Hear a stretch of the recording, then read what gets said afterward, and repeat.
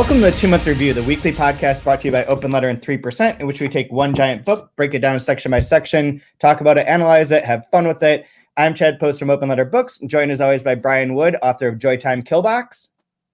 Hi, Chad. It's a pleasure to be here. As always, I'm so thankful to be here with you today. Thank you. Good. And this season, our 9th season, we're doing Kjersti Skomsvold's Monsterhuman, a pretty big book, translated from the Norwegian by Becky Crook, published by Dalkey Archive Press. And we are covering today the first little bit of East of the River, which starts on page 277. And we're going up to page 316. This section is the longest, I believe the longest section in the book. And will be in this section for a few more weeks. Since each one of them kind of has a theme, it sort of makes sense to... I'm sure that we'll build on whatever we say today in the future weeks because they each have their own sort of structure to them. But it's interesting. So how are you doing, man? Pretty good. I'm kind of frightened that we're going to build on something that we say today. Oh, dear. I know, me too. I figure it's just some faulty foundation that nothing can be built upon, and we just pick a new spot and try again next week. that seems about right. That seems about right. Yeah, and it's just us this week, too. Okay. Yeah, I'm doing good. How about you? Pretty good. Your book it comes out in October, right? Yeah, October 15th. 15th. So you're getting... The pre-orders have shipped if you pre-order. But yeah, it's not a fit. I didn't realize that's how it works. So I had no idea. People started, hey, I got a book. I was like, how? Yeah. But what broke the embargo on themselves? Yeah, I was like, oh, okay, cool. Yeah, so October, it's official October. So there's a lot here that I totally identify with. That's what I was going to ask you. That's what I was going to say. There's one particular part that reminded me 100% of you that I think I'm gonna just start there, which was yeah. So this last summer before my book is released, I start running as much as I can and I stop eating. It's as if all the willpower and strength and anxiety inside of me is in need of running itself out somewhere. So my question is, did you start running in order to be ready for your book tour and for your author photo? No, not at all. Not at all, actually. I think it was because there's like this kind of like, maybe it's like postpartum depression where you're kind of done with it. And I don't know, I'm scared to death to continue on with like my next stuff I have to do. So I'll do something that I really hate, like running. I don't like running at all. And it's just a challenge. And so, yeah, I did that. And then I got injured because I'm not supposed to be running because I'm out of shape. So it's my body saying, what are you doing? You're a nerd. Go sit down. Don't go outside. This is what happens when you get old, man. Yeah. You take up things like swimming and water exercise. No, the only thing I like about running is I don't have any technology that allows me to listen to stuff while I'm running. Like I'd have to have my phone with me or something, which I don't want to carry around. So it's just, for me, it's just therapeutic just to kind of have thoughts. Like very rarely do you just kind of think about stuff because you're so busy. But if you're going to go run a few miles, you know, you've got, for me, if you're going to go run 2 miles, that gives me 4 hours to think about something. I looked up the other day because I was curious about this, like what the average speed was. And for like a 5K run, or for running like a mile in a 5K run, and it's not fast. I feel suddenly like I am fast, like compared for my age, especially. Like I'm up in one of those higher brackets where people are like 11-minute miles. I was like 11 minutes. You out of your goddamn mind? Like if I go above 8, I like feel like I should punch myself. I think that's why I can't run anymore because my knees are always broken. Yeah, that's what I did to myself. Went too far and shouldn't have. Trying way too hard. No, like I have almost different anxieties than she has in this, and that the Kjersti character has in this, where I'm like at the point like, is anybody gonna read it? Or like this idea of getting interviews and magazines and stuff like that. Like I don't think I'm gonna get any of that. So yeah, what a weird world in which like in which books are taken so seriously that when a debut comes out, they do like various photo shoots and interviews in the major papers, and even and none of them seem to be like particularly excited about the book. They're just like, well, this is our job. Yeah, no, cool. It's really interesting. Like I remember you had mentioned there's a festival, right, where more established literary individuals will prop up new and upcoming literary individuals, and it's this literary festival to celebrate debut Debutantes. That would be Debutantes is yeah. what they call them. I realized just like with the geography, it'd be difficult to do it in the United States, but like if there was some way to do that regionally here, I think it would be so marvelous. But It really would. I mean, I think that there's some things like if you become a member of Penn, like if you're allowed to be a member of Penn for the first time and you have a book come out, I think that they might have some sort of like, so I know that they have an annual Penn sort of gala or whatever, and I think that there might be an element of that for people who have their debut books that are Penn members, but it's not the same. It's not like I don't know, John Irving's going to read your book and then like tell everyone why it's good. yeah, exactly. Which and their equivalent is that. Yeah, I know there's it's like a numbers game, right? I mean, I don't know the number of titles that they have each year for debut authors, but I imagine it wouldn't be as high as what the United States puts out in a year. I want to say that when we talked to, it's in one of the podcasts, one of the 3% podcasts where we talked to Anetta Orr, I believe that she said there's like 60 or 70 that qualify. And so it's split up over 2 nights in which people are introduced, but it still is like quite a long event. But yeah, it's like reasonable-ish. Mm-hmm. It's not like how many debuts are there in America? Like thousands. Like there'd have to be. I would assume. What other anxieties do you have that don't match hers? Or did you relate to any of hers? No, I mean I relate to some of hers as well, for sure. Especially the one about how for debut novelists to garner any attention, you have to be young and pretty. Yeah. There's so much. Like there was something very sinister with the way like they're talking about it like she's just like meat to be carved or something. It was really off-putting. Like, oh, how pretty! Smile some more. Wait, don't smile. Maybe we could do nudes. Oh God, what a terrible joke, right? Yeah. Or even the joke that really kind of upset the character, where too bad you look so repulsive. Winky face. Like, just creep. Just total. Ugh. Yeah, that's not cool. Yeah. There's even like the guy that like interviews her and then asks her out for dinner. It's like every part of how these people sound horrible. Yeah. Like, they shouldn't be doing that. Yeah, here's like and Carl came out pretty cool. He came out all right, I guess. All things considered. He just go, hey, how's it going? Carl. I write long books.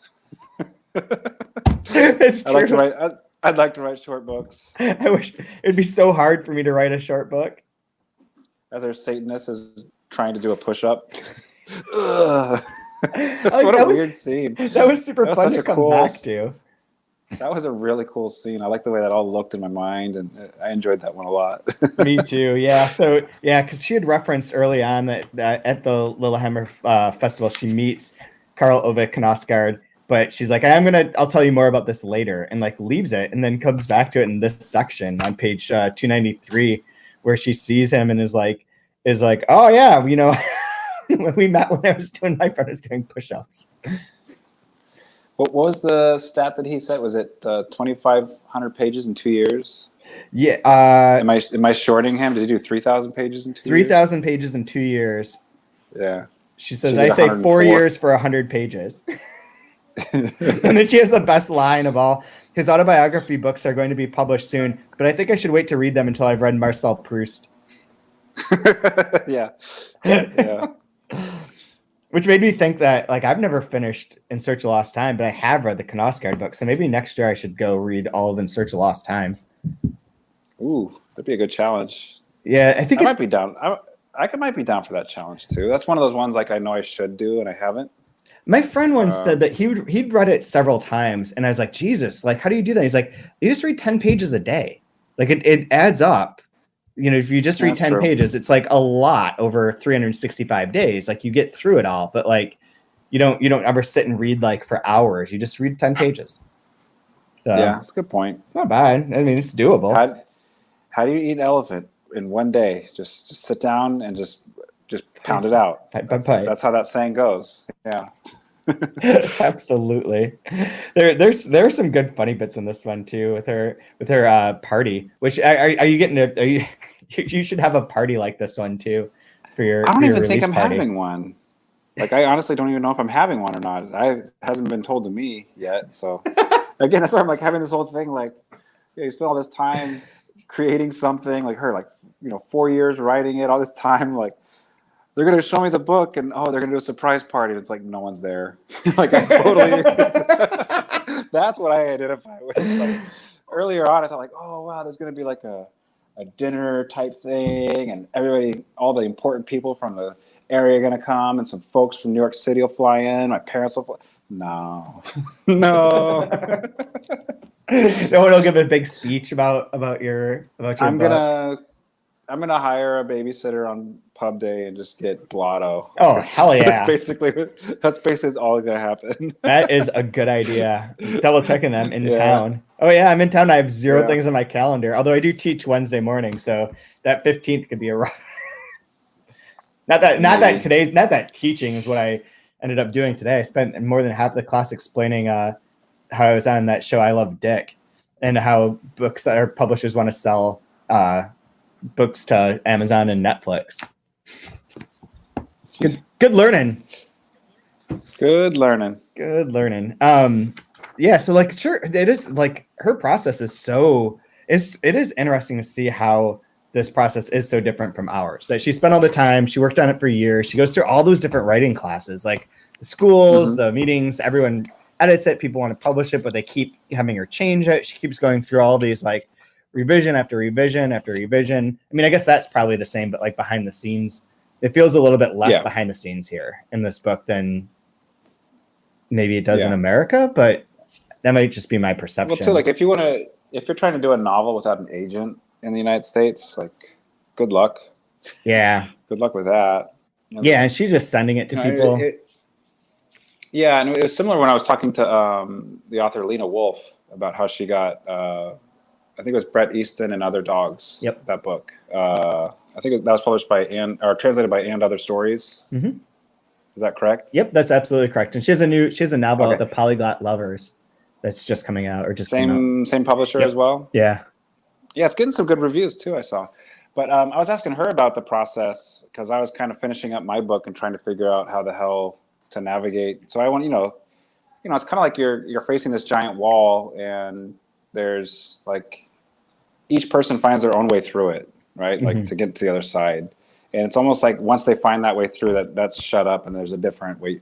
So like for her, she's like, I just sent it to a publisher and they published it. It's like, what the hell? Well, I just the first one that I sent it to liked it and they published it. Like, man, so easy. What are you complaining about? I'm gonna have to I'll find another way around, I guess. Just walking through it is not an option for me. If there was a door open, I just walked through it. What do you mean? How do you get over this obstacle? Good point. Is that was so funny. I just had to like smile and be like, oh, cool. I felt so just rejected. Like, oh, that's not gonna work for me. I was just dejected and just sad. All right, are we gonna do this interview now or what? Oh my god. Yeah. Hi, Lena. Tell me about your book. It is so And I felt like obviously there was like the struggle obviously with Kjersti's character and physically trying to get it, like regaining humanity, working it. But then and now it's published. Like it just kind of just happened. Yeah. So I really enjoyed like this ramp up part about, again, like there's kind of expectations and reality that are always apart from each other. There's a lot of humor in that she's continually mining in this book. Yeah, absolutely. It was the same. Oh, gone. I was gonna say it's the same treatment of workshopping her work, or when a literary journal rejected a short story or something, where it's like clearly there's something wrong with them because I'm awesome. So yeah. And it's right because she actually but she actually is awesome. So like there's this it's kind of weird because she has this awesome confidence I wish that I could have, but at the same time she backs it up with accomplishments and so it's like maybe there is a reason I don't feel so good about myself and she's able to. But at the same time, she doesn't feel. But at the same time, like physically, she doesn't feel great about herself at all. So there's this wonderful tension of going back and forth with that, which I think works really well, and it's why we're still invested this far into the book. Yeah, and this is probably like something that someone else would be able to talk to more, but like the her relationship to her body as the section goes on is pretty intense. And that's where she's like starts off the running thing, which is kind of a joke and like good, but then there's like all the parts where people are like, "Are you anorexic? Like, do you eat anymore? Like, what's going on?" And she like throws up a few because this times and section like, starts off with throwing up cake. Yeah. yep.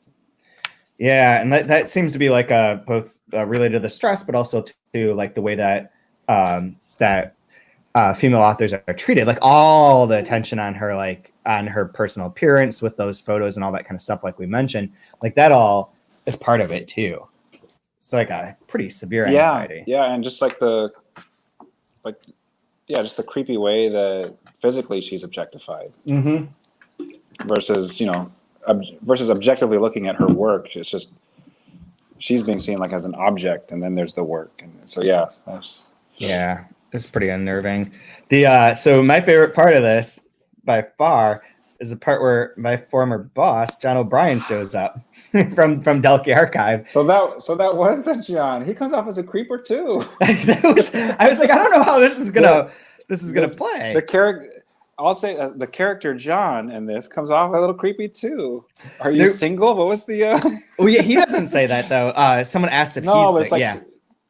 It's like 312 to 3. It's in that range. 314. Right? Yeah. Hilda says, "Is he 314. Single?" Another person who has to hint at John's intentions are sinister. Who has to hint that John's intentions are sinister. I know that you shouldn't take people's talk more seriously than anything else that they might have in their mouth. And I should have answered, "Are you single?" Instead, I merely say that in any case, John has 5 dogs. which is true and also very funny. Well, he has 5 dogs. Yeah. It is so yeah. So like it's a great interaction. So they meet in the O'Hare Airport. She ends up inviting him to Christmas with her family. He asks her what American authors she likes, and she says Virginia Woolf, which is wonderful, and clearly British. Okay.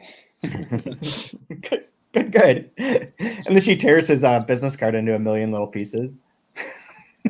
As for another one, it's a pretty fun. Oh boy. It's pretty fun, and that is where, like you said, where is it in here or is it in somewhere? It's not in this part where I thought it was, but he asked her what she wanted her novel to do.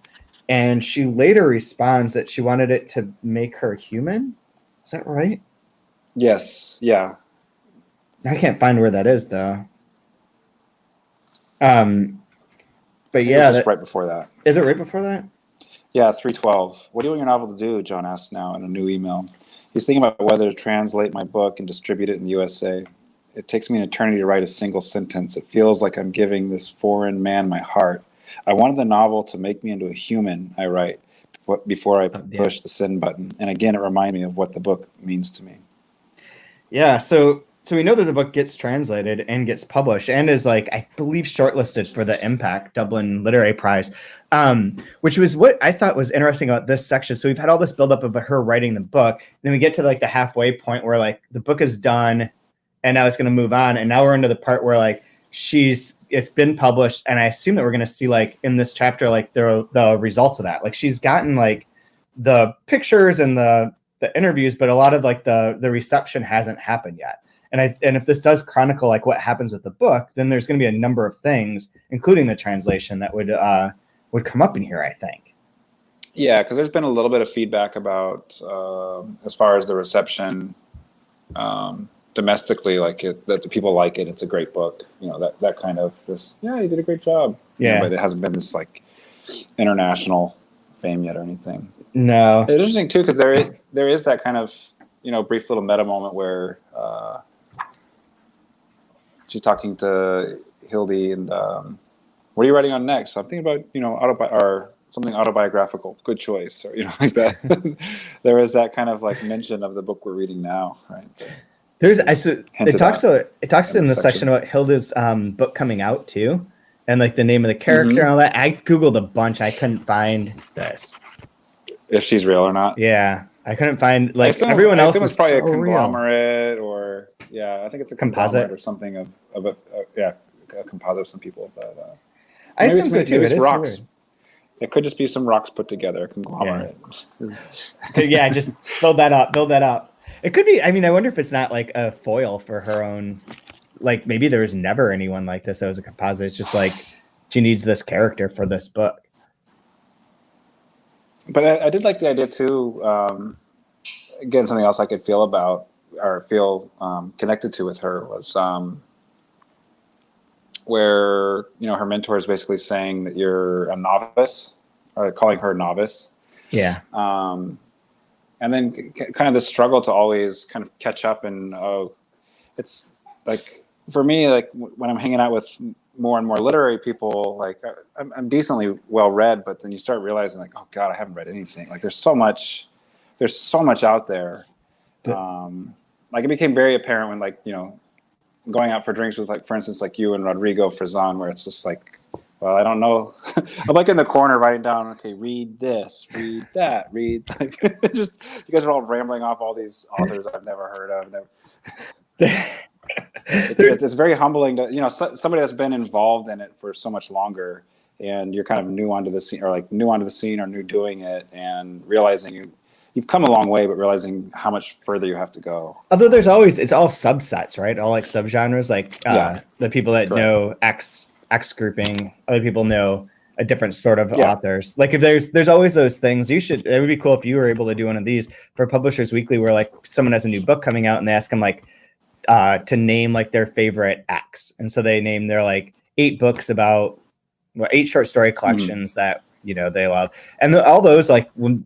Some of the answers are always super obvious or super like, oh yeah, everyone knows that. Everyone's read like, whatever, George Saunders for the short story things. But like, then there'll be ones that like haven't heard of at all, because it's like a person who's way into that particular type of writing knows a bunch of those people that not everyone knows, that are like someone who's a connoisseur.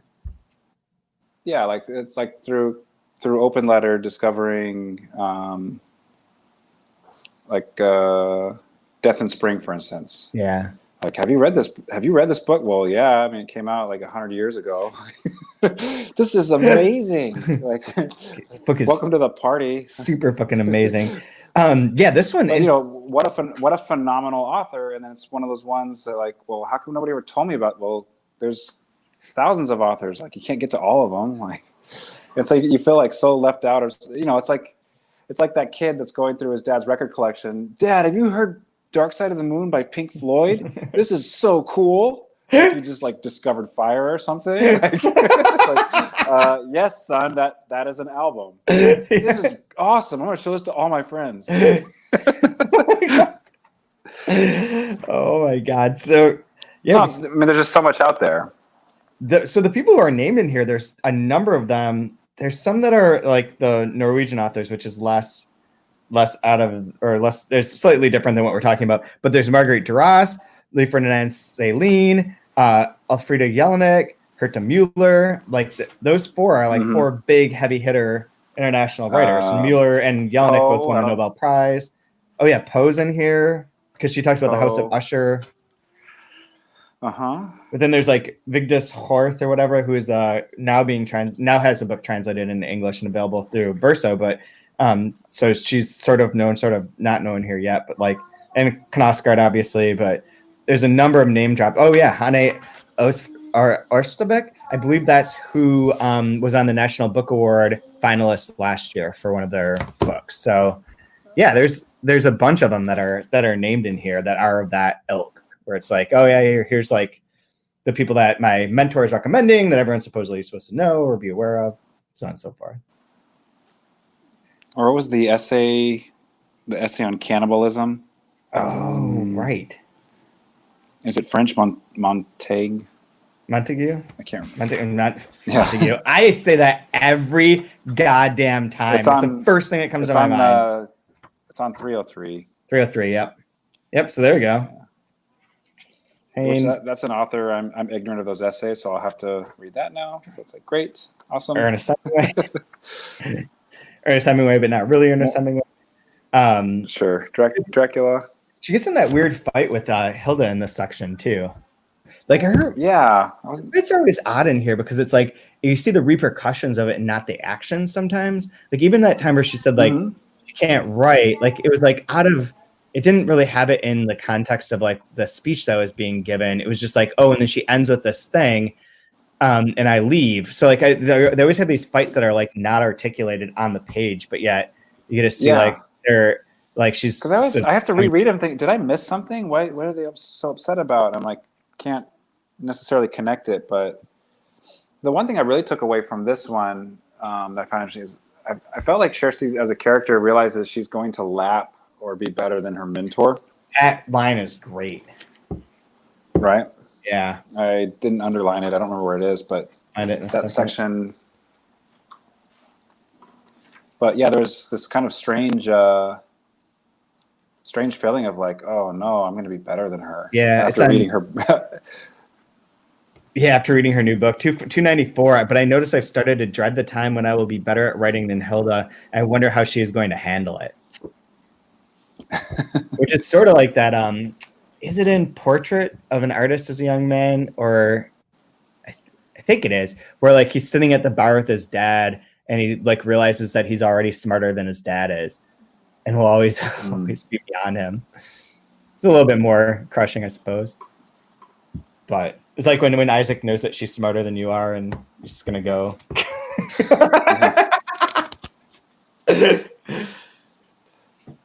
She made this really great observation the other day where she was like, Dad, I'm like, what? Why are vampires always so like sad? They just always look all lonely and sad. I'm like, yeah, it's because they're emo. Like, I don't know. No, think about like if you think of like the Bram Stoker's Dracula, it's just like, oh, I'm in love. Like even she can observe like, why are you just so sad all the time? You need to just cheer up. Good you get to live forever. Yeah. You get to live forever, whatever. Yeah, man. Unless you can fly. Oh yeah, I guess vampires can fly. Yeah, they transform into bats, right? Sometimes, or fog, or rats, or it depends on the vampire myths you want to go with. I haven't seen a vampire movie in forever. I'm waiting for that remake of Blade that's coming soon. No, I'm gonna wait for her to turn 5, and I'll let her watch Francis Ford Coppola's Dracula. Oh yeah, with Gary Oldman. Oh my god, that would be great. So there's something that related to the 2-month review and to like the names of people and their prestige. So this past week, 2 things happened with the next 2 books that we're gonna do. The Ducks Newbury Port's a finalist for the Man Booker now. On the short list of that. What? So yeah, so I saw that. And it got like a big, huge review in the New York Times, I think yesterday as well. And then yesterday, Kirkus named their 30 most anticipated fiction books from the fall. And it's like Stephen King's son, who else? Salman Rushdie, and then Rodrigo Frazan's The Dream Part is on there. It's the only translation. What? So both of those are like on the list, getting some good praise in advance of the seasons. I also saw that I saw that someone was saying on Twitter that Ducks Newbury Port has already been getting backlash from people who haven't read it, so that means its time is about to come.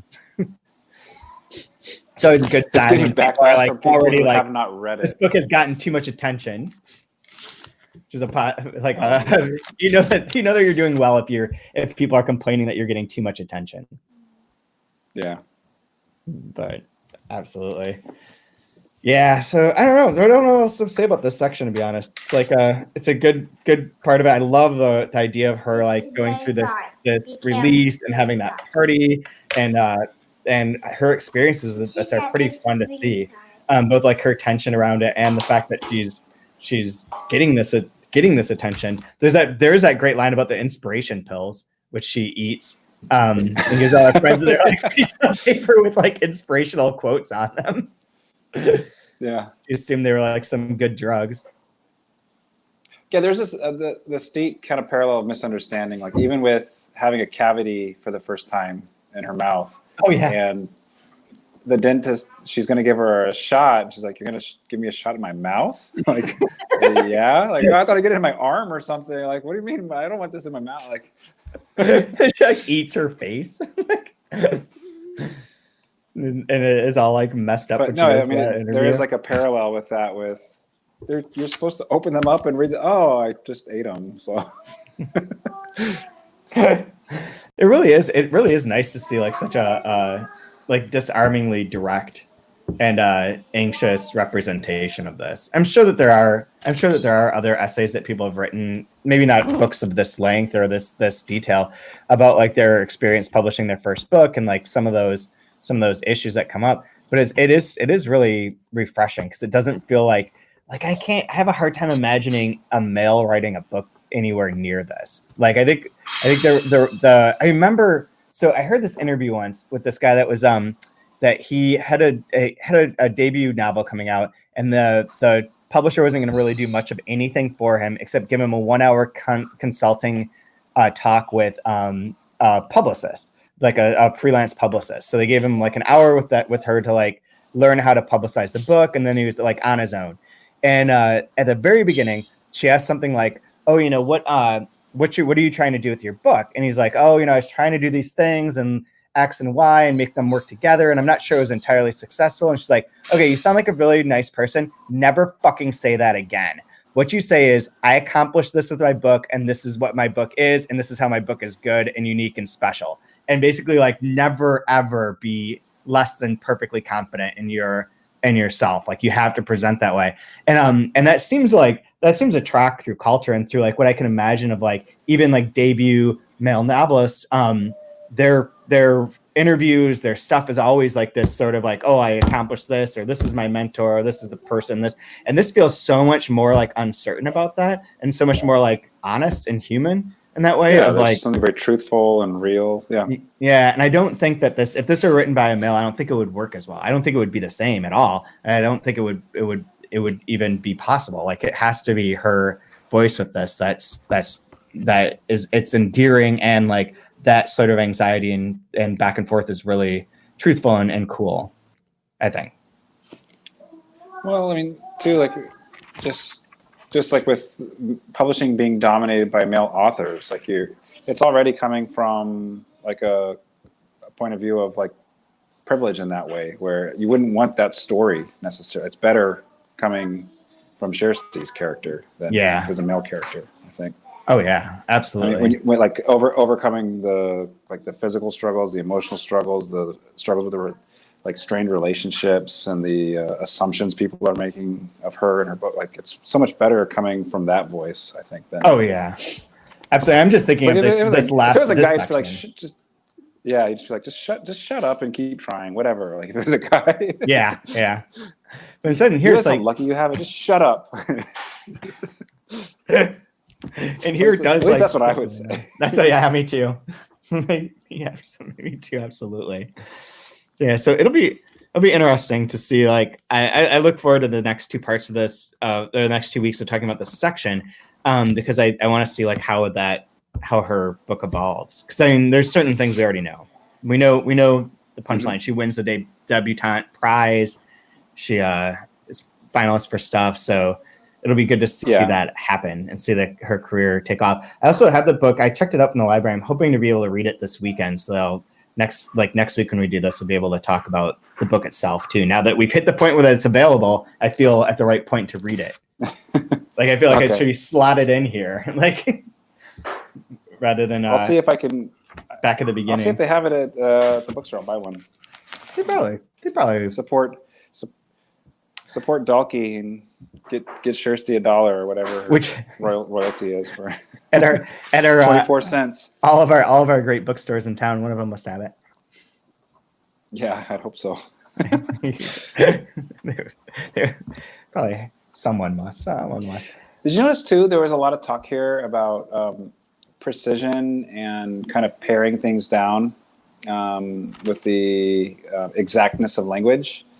And I'm curious if with her debut being about 100 pages or so, if the writing is done in that way. Yeah. Where it's very constrained and very precise. Whereas this book is almost a revolt, to all of that advice that she got, and she kind of allows herself to stretch a little bit more in this. So I'd be really interested in if there's a different difference in the style of how it's written between the two. I'll Based off of the length.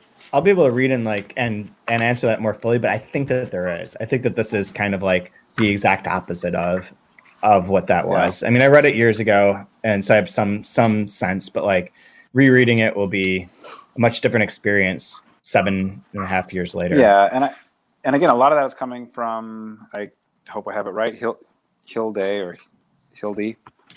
because she's always mentioning like you need to write in metaphors, right? Metaphors are strong, so write using metaphors. And then she reminds her later on 313 that Herta Mueller has said, if you wish to describe something precisely, your sentence must contain something completely different. So to write differently, and also to write with, like, again, about being more precise with her writing. So I wonder too if, again, like knowing that she can write better than Hilde, maybe after having the success of the first book, if Kjersti is able to really write how she really wants to write. And this could be the product of that new confidence, maybe, or that difference in style. That's why I'm really excited to see her third book that's coming out in the UK right now, or not right now, but like the UK has the rights to it. Granta does, called The Child, to see like if she has this one novel that's like worked and is precise and crystalline, and this is just a baggy monster of a book. And then the third one, it'll be, I wonder where that will fall, or what she'll be doing there, if it's like completely different, or if it's a new sort of attempt to write, or where it falls on that spectrum. Yeah, because there's this weird thing with workshopping, at least from my experience, there's this really weird thing with workshopping your writing. It's almost like it's perfectly, like it can be flawed or whatever, but like it's hermetically sealed, and then you pass it around to a group of people, and they break the seal, and they like smudge it with their fingers, they cough all over it, and basically like any kind of crap that person has in their life, they project it onto your writing and then hand it back to you, and you're just like, this thing is just all terrible and gross, and this is no good. Like, I need to throw the whole thing out, right? Like, and so it's like very hard to know which direction to navigate with your writing, unless you're very confident with what you're doing, and then find the person that's maybe kind of giving you the right advice to nudge what you're trying to do in the right direction. Yeah. But it so often somebody's editing it the way they want it to be versus what the book wants to be.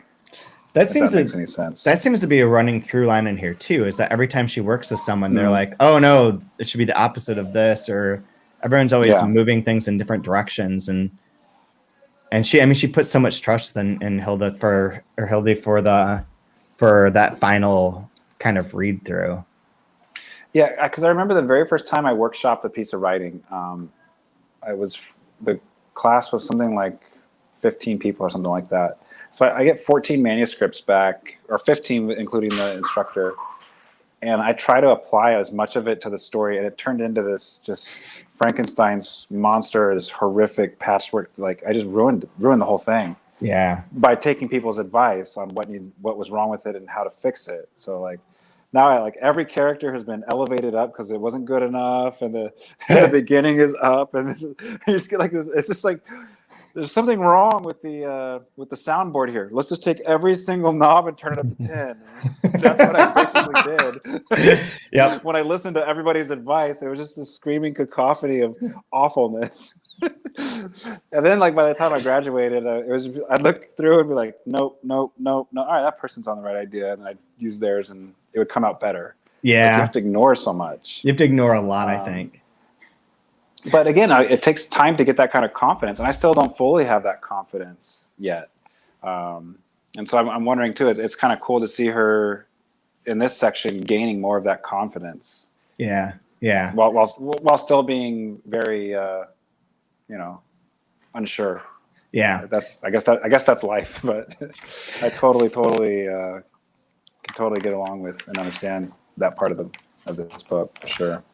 Yeah, I've been trying with our weekly Pluba translation workshops. Like, I don't give that many like word advice things, but more general ones, if at all possible, to get people to think about it more broadly than just like, oh, this word should be this, because I don't know. I feel like that's when you get those situations of like 19 things all colliding at once, and like none of it makes any sense anymore. But if it was a more like Zen koan type of things, like you need to be X while also being Y, or you need to watch out for precision while also like giving voice to your character, whatever kind of nonsense shit that I come up with in there. I feel like that might actually, and maybe, I don't know, it's probably not helpful, but it seems like if you can sort through like in workshop and have that confidence, that is the most important thing, to be able to figure out what you need to do for it, but you need to do it.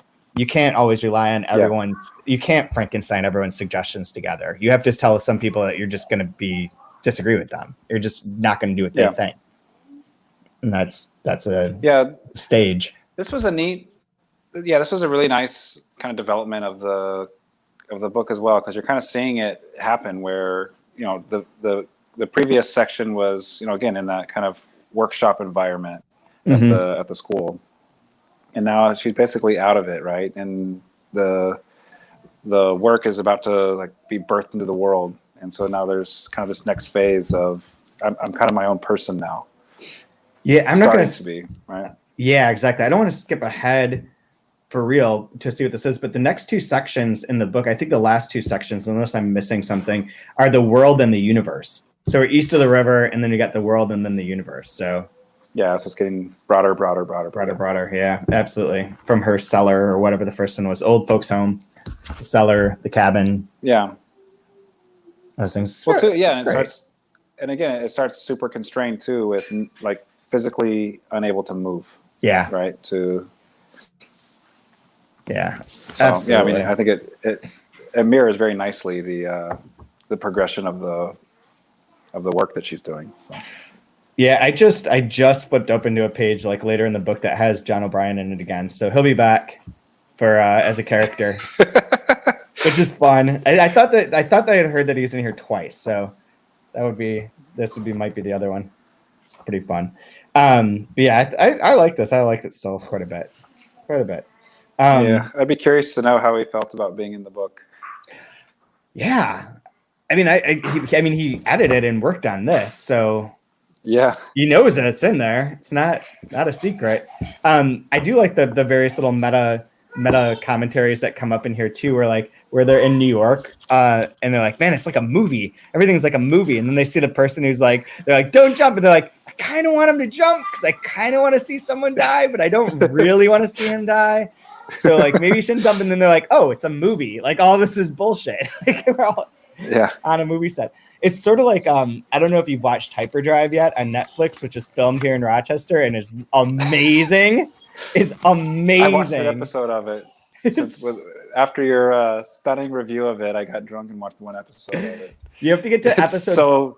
It is so nonsensical. It's amazing. You have to get to perfectly episode American 3. Television. Episode 3 is the one where I think it all clicks together, where like all the nonsense. I mean, I guess there's like drifting as a sport, but like I don't know what drifting is, and it doesn't feel like any of those people know what drifting is. They're just saying words to describe these car races. But the third one is the one where like this one car has to go up a ramp and stop close to the end to get it to go down, and it comes very close to the end, and the announcer immediately says, "I want to see a car go over the edge." And they're like, wait, what did you say? He's like, I mean, not with anyone in it. He's like, no. That's what it's like that impulse of like, oh shit, look at that tragedy. Almost. Look, I'm proud of people that get work, but if I was into sports announcing or being an MC or something and my agent got me that gig to do Hyperdrive, I'm firing that agent and look, I'm sorry. We couldn't get you American Ninja Warrior North Korea, but we got you Hyperdrive in Rochester. Hyperdrive is like blowing up. I've seen so many reviews where they're like, this show is amazing. Everyone needs to watch this show. I'm at the part, I'm going to stop right here, but I got to the part of where they're down to like, they're done with the qualifications and they're like racing against each other and it's completely like falling apart. It's like a novel. You go along and then just blows into. All I know is this is a show that's in Rochester and they're on a giant teeter-totter bridge and I watched a Japanese guy in a police car jump off of the bridge thing. He's like, because he didn't see the ramp go up or something. This show is bonkers. What is happening right now? It's so good. So he's got the police lights going. Yep. He's like, "Did you see my jump?" I was like, "What the hell?" It's so good. I love it. Our world is like I'm more of an underground drifter myself. Yep. Yeah. I love that they just display Rochester as like this post-industrial wasteland. Like there's like nailed it. There's no setting shots or framing shots of the space at all that aren't just like at night lit up and with smoke coming out of every pore. It's just like amazing. I don't know. Anyways, so with the book, do you have a favorite line? Filmed in an old asbestos factory at the edge of town. It's we can do that here. Why not? No one's using it. I had a couple. I'll do the one you already mentioned about on 310. We get closer, and then we saw fire trucks, and we heard a lot of people yelling, "Don't jump!" But someone yelled, "Jump!" Everyone looked up. I was so afraid to look, but I had to look. I've never seen a person die before, and this was my chance, I thought, that this was going to make me into someone with enormous psychological problems, but it would also make me a better author. Oh my God, it's so funny. It was so funny, so good. This was my favorite, 296. After the interview, the Dogwood journalist asked me out. At the restaurant, I sit there thinking that I'd rather be at home washing dishes. That's the nice thing about being together with him. I feel free to think about something else. And I know that if I went home and did the dishes, I would lose this freedom. That's like, I feel like that's every date I ever went on. Like, man, this is great because I could just sit here and think about like all kinds of other shit. Like, I feel so free. Oh man. Anyways, so I've only done a couple interviews. I know you've done a bunch, but I always just remember this is so dumb. I don't know what kind of publicity I'm going to get from this, but this is so dumb. These questions are so dumb. They can't wait. I just got back because I have to write an article for Publishers Weekly, and I tried to interview some people, but I was like, hey guys, like this is like I'm not really a journalist by any means, so like these are some softball questions that you can just do whatever you want with. So like they are those questions that people are like, that's really dumb. I'm like, yeah, I know, but like I need that level of stuff. I need that content. I need those quotes. What's your writing space look like? It's a desk. It's a mat. I've got a laptop. And then there's a library. I go to the library and get some books sometimes. Sometimes I write. Yeah. Oh my God. Yeah. I used to do the worst when I'd have to do interviews in the morning, and there's like a string of times where people would call it like 9 a.m. or 8 a.m. or 8:30 for like whatever dumb reason that was like the time of the interview, and I feel like I'd just be like barely functioning, and they'd ask some question, I'd just be like go off on some tangent and realize like I'm saying shit that is eminently quotable and also like really not the thing I want to be saying. Like there's some quote in the Wall Street Journal about how nobody likes Chase Bank, or like it's like people don't support things, like they're not like, yay, go Chase Bank. Like there's just like certain fundamental parts of America that we don't care for. And I realized that was not a good thing to be saying in like the Wall Street Journal. That could be the end of the section. There's that, and she was in the parking lot, and one of the interviewers was saying, you do have to realize, like, you may want to think, do you want to be controversial or do you want to pick a fight with somebody? That's right. Like, who do you want to fight? It'd be kind of helpful if you did. Yeah. Like, so yes.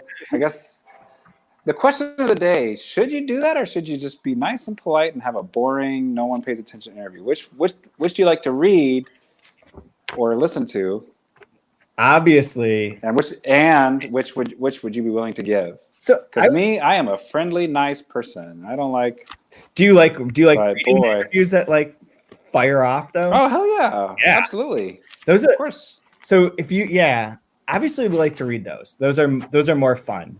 They give a lot. No, I mean it's like again, if I want to see if there's a car and it's going to be on a teeter-totter, I kind of want to watch it drive off of it. Yeah. Not that I don't want anybody to get hurt, but it'd be a It'd lot be- better if it exploded into flames and they had to bring the paramedics out and pull the guy out and he's running on fire. Help! You got the thing.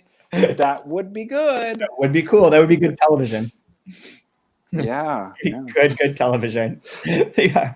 And on that note. And so I'd go with controversial, but like I don't know if that changes the way people buy books. I mean, there is like the Will Self always gives controversial interviews, and people always then attack him on Twitter, and everyone's like, nobody ever reads his books anyways. But I don't know that that's because of his interviews, or it's just that nobody's reading his books.